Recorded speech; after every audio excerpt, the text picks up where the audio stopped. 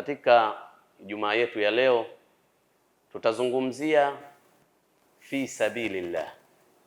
Fi sabilillah, hili ni neno ambalo tunalisikia wengi katika masikio yetu, lakini kisheria ni neno pana, ni neno lenye kubeba maana kunjufu. Kwa hivyo, kwa maana nyingine tunataka kujijua kwamba tupo fi sabilillah au fi sabili shaitan katika mambo yetu, ibada zetu na maisha yetu kwa jumla. Fi sabilillah kalimatun jami'a yadkhulu fiha imaratul bunyani wa imaratul insan. Hili neno linaingia katika kila nyanja ambayo linaimarisha maisha ya watu, lakini linamuimarisha mwanadamu mwenyewe kama anavyotaka Allah subhanahu wa ta'ala vipi aishi mwanadamu huyu. Wayadkhulu fiha aljihadu billisan waljihadu bissinan, lakini pia linachukua maana ya kulingania na kuamrisha yaliyomema na kukataza maovu. Njia hiyo ipo katika fi sabilillah, lakini pia inachukua maana ya kupigana jihadi ya vita. Wengi wetu wanaichukua maana hii ya mwisho kwamba ndiyo fi sabilillah, lakini katika sheria siyo maana yake peke yake. Imepokewa katika hadithi ya Imamu Tabarani anna rajulan marra ala an-nabiy sallallahu alayhi wasallam faraa ashabu rasulillahi sallallahu alayhi wasallam min jaladihi wa nashati. Mara moja Mtume alikuwa katika majlis na masahaba zake, akapita bwana mmoja, masahaba wakavutiwa na nguvu zake na uchangamfu wake. Alikuwa ni mtu mwenye miraba minne, unaweza ukasema hivyo, ana nguvu za asli, mwanaume wa kweli kweli. Masahaba wakavutiwa na bwana yule, kijana yule, wakasema lau kana hadha, wanamwambia Mtume, lau kana hadha fi sabilillah, lau bwana huyu sasa hivi angekuwa katika uwanja wa vita, ingekuwa kwake ni ibada bora zaidi, ni jambo la kheri kwake zaidi.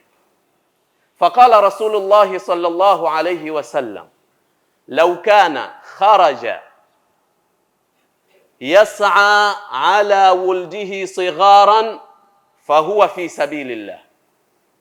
Huku kutoka kwake mnavyomuona anavyopita, lau kwamba katika nia yake anatoka huko anapokwenda kwa ajili ya kufanya pupa ya kuwatafutia riziki watoto wake wadogo, basi huyo yupo katika njia ya fi sabilillah, njia ya Mwenyezi Mungu. Kwa hivyo kutafuta riziki ya halali iliyokidhi vigezo vya kisheria, ukifanya hivyo kwa nia ya kuwatosheleza watoto wako, wewe upo katika njia ya Mwenyezi Mungu. Walau kana kharaja yas'a li abawaini shaykhaini kabiraini fahuwa fi sabilillah, lakini ikiwa kutoka kwake huku ni kwa ajili ya wazazi wake watu wazima wawili, basi yupo katika njia ya Mwenyezi Mungu. Walau kana kharaja yas'a ala nafsihi yaifuha, lakini pia ikiwa kufanya hivyo ni kwa ajili ya nafsi yake kuitosheleza na kuomba na mambo kama hayo, aishi maisha yaliyokuwa yenye karama, hayana madhila ndani yake, kwa kutafuta riziki iliyokuwa ya halali, fahuwa fi sabilillah. Jawabu la Mtume kwa masahaba, walau kana, sikilizeni hapa, walau kana kharaja yas'a riya'an wa mufakharatan fahuwa fi sabili shaitan. Lakini ikiwa huko kutembea na kujigamba na kupita na kuonyesha nguvu zake ni kwa ajili ya riya, kuonyesha watu kwamba yeye ni nani, au kujifakharisha, basi atakuwa yupo katika njia ya shaitan. Kwa hivyo kila amali iliyokuwa ya kheri, basi ujue kwamba hapo ukiisimamia na ukaidumisha, wewe upo katika njia ya Mwenyezi Mungu subhanahu wa ta'ala. Wala yakhussuha al-'urfu al-'am li fi'atin duna fi'a, Maksudio yake fi sabilillah sio watu fulani au kikundi cha watu fulani, bali kisheria hii fi sabilillah inaingia katika kila taasisi na kila kikundi cha kheri cha Kiislamu chenye malengo ya kupeleka mbele Uislamu na kuweka vizuri maisha ya mwanadamu. Kwa hiyo taasisi zote ambazo zina sifa hii basi zipo katika fi sabilillah. Wala amalin duna amal, amalin duna amal, sio tu amali fulani hii ndio tunasema ipo katika njia ya Mwenyezi Mungu, hii haipo katika njia ya Mwenyezi Mungu, isipokuwa ndani yake kukiwa na riaan wa mufakhara, kama ilivyopita katika hadithi.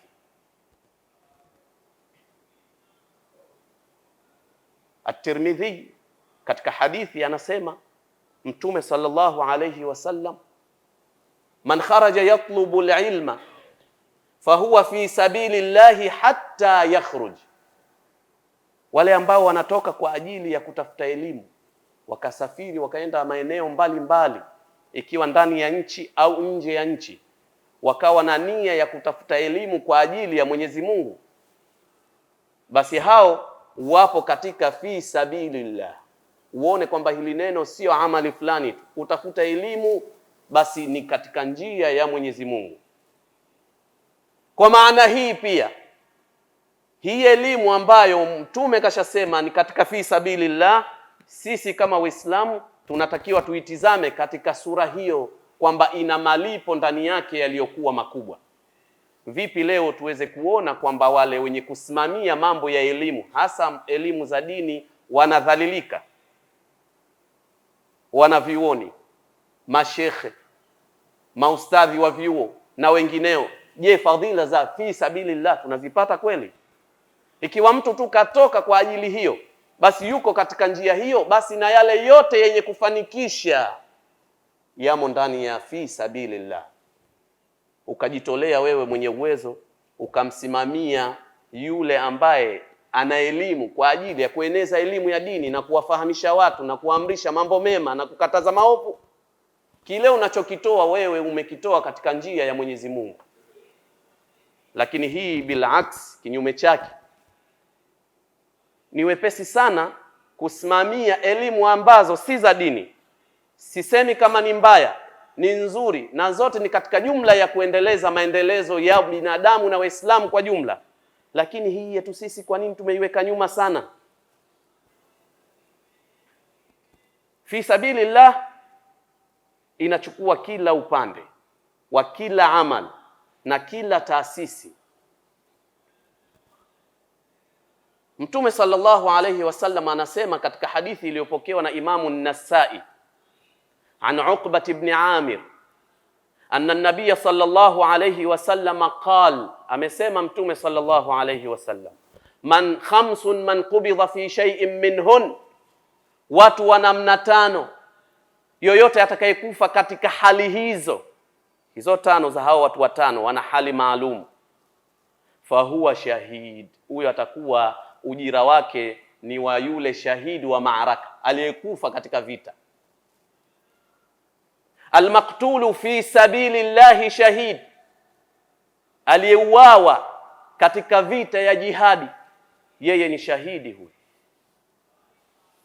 Almaktulu fi sabilillah, na anayekufa katika vita vya jihadi, Mwenyezi Mungu humghufiria dhambi zake zote isipokuwa baadhi ya dhambi. Mojawapo al-aqu liwalidayhi, hata kama anakufa katika vita lakini ikawa wazazi wake wawili hawafanyii wema na ihsan, dhambi hiyo hasameheki. Ndio tunarudi kwenye hadithi kule, uliona kwamba Mtume amesema yule ambaye atatoka kwa ajili ya wazazi wake watu wazima, kwa ajili ya kuwafanya maisha yao yawe mazuri, wagonjwa basi kuwapeleka mahospitali na kuwashughulikia maisha yao, huyo yupo katika fi sabilillah. Hapa katika hadithi, yule ambaye amekufa katika vita lakini aqul liwalidayhi, Mwenyezi Mungu hamghufirii dhambi hiyo. Fi sabilillah ni neno la hatari sana. Kwa hivyo anayekufa katika vita, huyo hufa shahidi katika njia ya Mwenyezi Mungu.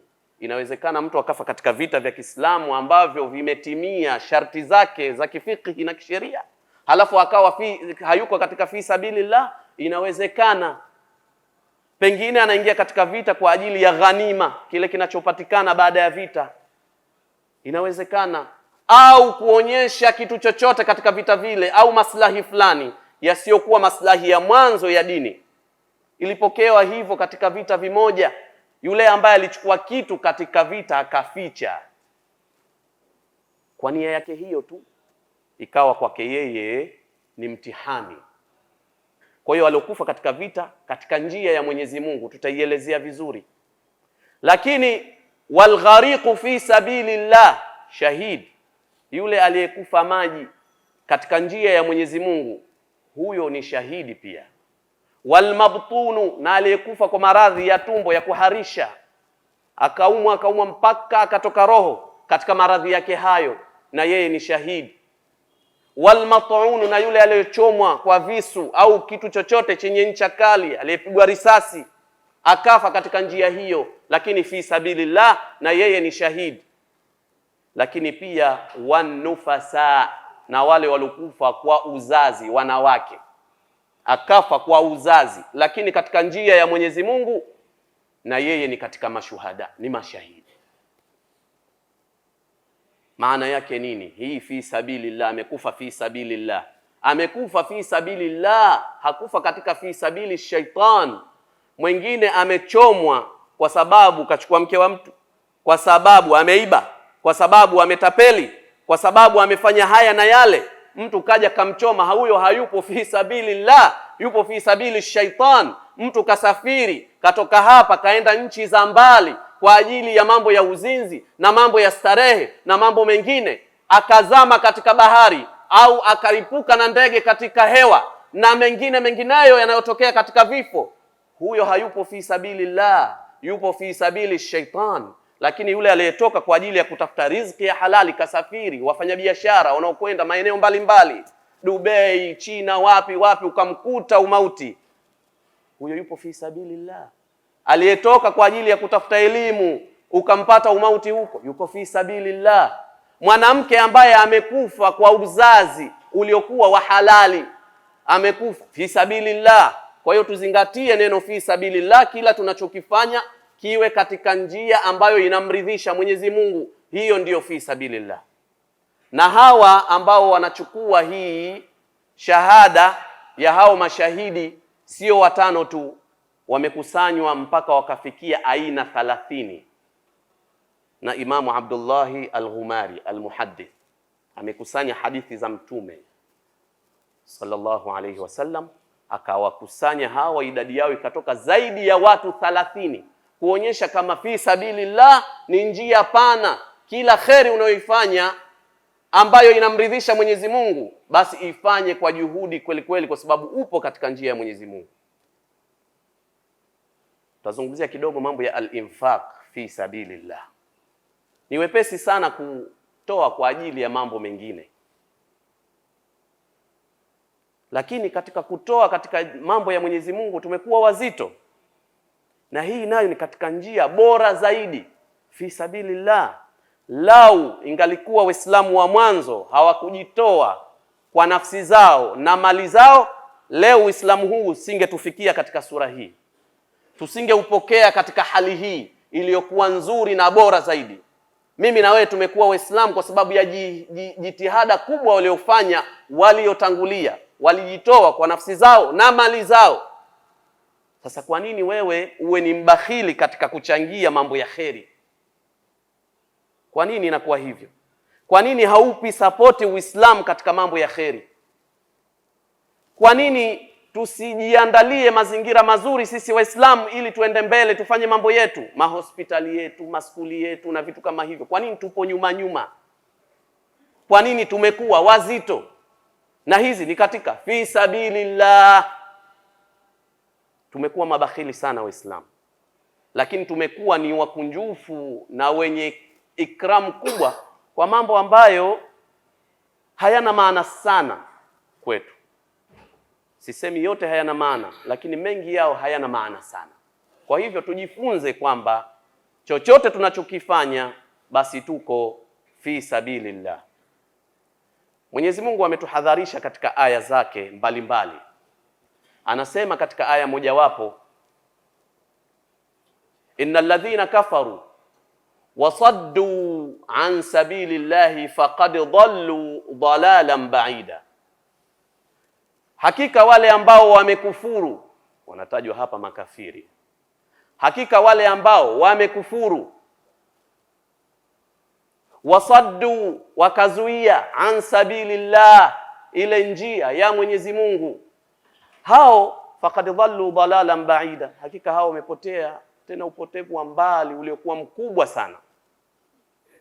Hawa Mwenyezi Mungu anawazungumzia makafiri wasiokuwa Waislamu.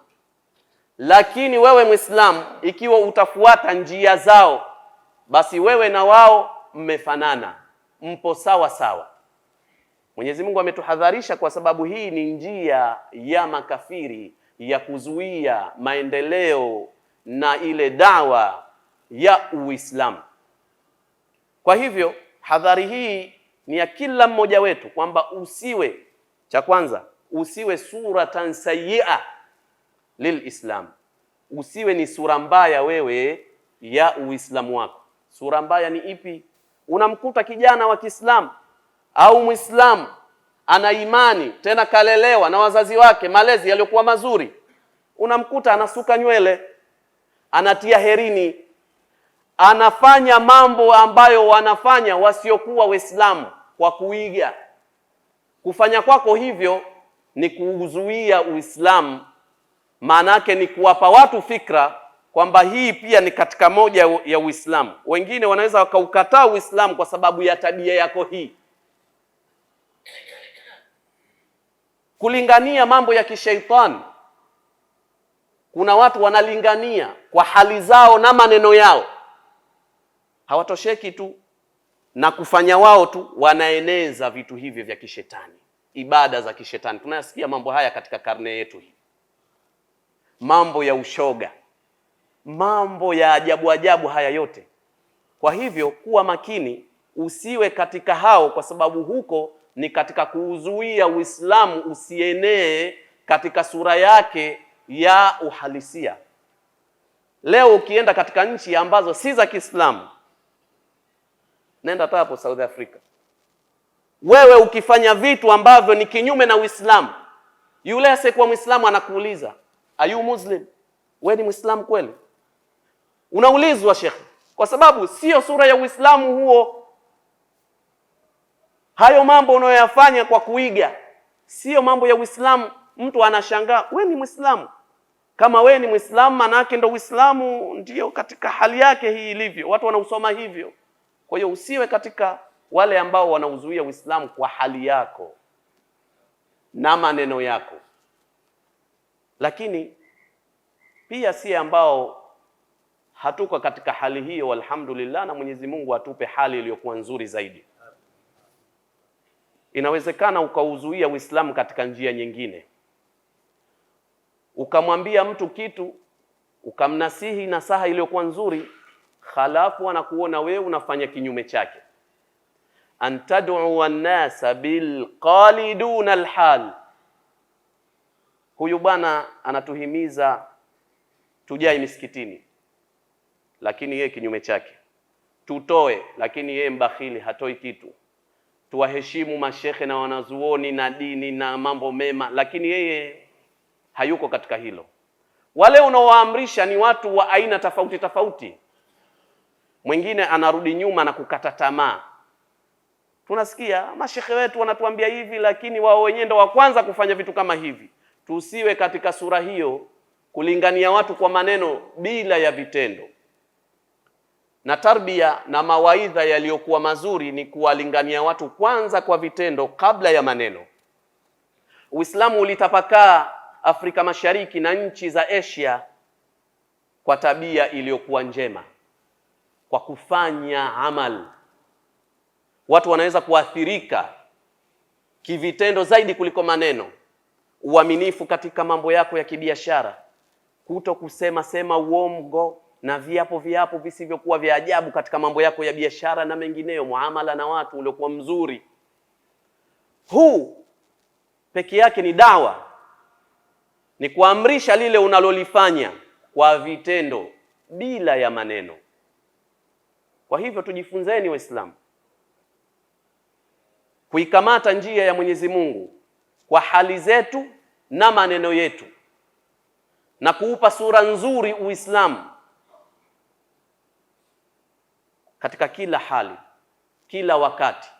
Siye tuwe tuko mbele katika kuamrisha mema na kukataza maovu, kuyaepuka maovu. Huu ndio Uislamu, na hii ndiyo dini ya haki itakuwa imesimama sawa sawa, na hii ndiyo njia fi sabilillah ya sawa sawa. Lakini tusijipe matumaini kwa kuvaa kanzu, kilemba, majoho, kofia, lakini vitendo sifuri. Mwenyezi Mungu hakubali Uislamu wa namna hiyo, bali haya mavazi yetu ambayo ndiyo shakhsia yetu, hatukuambiwa tuwaige wasiokuwa Waislamu tuvae kama wanavyovaa. Hivi tunavyovaa ndiyo sahihi, lakini pia haya mavazi yetu yawe na tafsiri ya matendo yetu na maneno yetu. Lima taquluna ma la taf'alun, kwa nini mseme vile ambavyo hamwezi kuvitenda? Mwenyezi Mungu anachukia zaidi watu wa namna hii. Waislamu, tujifunzeni dini yetu, tujue dini yetu inataka nini. Ndiyo maana ikawa kutafuta elimu ni katika njia ya pekee ya Mwenyezi Mungu. Na narudia tena kusema, usije ukajiona kwamba umeshapitwa na umri wa miaka 40, 50, 60. Elimu haina mipaka, haina umri. Maulama wakubwa wengi, hao tunaowasikia wakubwa waliong'aa, walijifunza elimu ya dini wakiwa ni watu wazima. Wengi wao, aghlabu yao, wale majority kabisa, walijifunza elimu ya dini wakiwa ni watu wazima. Tujifunzeni dini yetu, tujue Uislamu unataka nini. Makosa mengi tunafanya kwa kuto kuifahamu dini yetu na kujua kwamba hiyo ni fi sabilillah. Kama utataka nikutajie hao maulama, wanasema labda ni maneno tu. Izzuddin ibn Abdissalam anaitwa sultanul ulama, kajifunza dini akiwa mtu mzima. Abu Bakr al-Qaffal mpaka akawa na tarika yake katika istinbat ya mambo ya kifiqhi, inaitwa tariqatul marawiza. Kajifunza dini akiwa ni mtu mzima. Wengine wamejifunza dini tayari washakuwa na maisha mazuri, matajiri. Mimi tajiri, mambo yangu ya biashara yananichanganya. Hiyo ni nafasi na hii ni nafasi nyingine. Haikuwachanganya dunia na dini wakaiacha pembeni. Kuacha kusoma dini ni kuiacha dini na kuishikilia dunia. Dunia hii tutaiacha. Dunia hii inatakiwa iwe katika viganja vyetu, isiwe katika nyoyo zetu. Kwa hivyo njia yoyote ambayo inatukurubisha na Mwenyezi Mungu, tujue kwamba hiyo ni njia ya Mwenyezi Mungu na tunatakiwa tuidumishe. Unawezekana ikawa amali zako ni chache, lakini ni zenye kudumu, ni aula zaidi kuliko zile ambazo unafanya khalafu ukawacha. Kusimama usiku ukasali rakaa 2 ikawa ni ada yako, ni bora zaidi kuliko ukafanyia hivyo kwa muda wa wiki au mwezi, ukaswali rakaa nyingi 10 ngapi, halafu ukakatisha. Fi sabilillah, njia yake huwa ni yenye kudumu katika kila jambo la kheri. Usifanye leo ukaacha hii, ukaacha. Dumu katika jambo hilo. Hiyo ndiyo njia ya Mwenyezi Mungu. Na ukimwona mtu anaendelea daima katika hali zake zote kuwa ni mtu mwema na kufanya mambo mema, ujue huyo amepewa taufiki na Mwenyezi Mungu.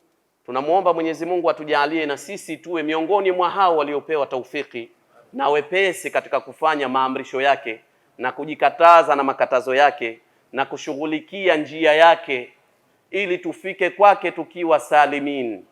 Rabbana taqabbal minna innaka antas samiul alim wa tub alaina innaka antat tawwabur rahim wa sallallahu ala sayidina Muhammadin wa alihi wa sahbihi wa sallam.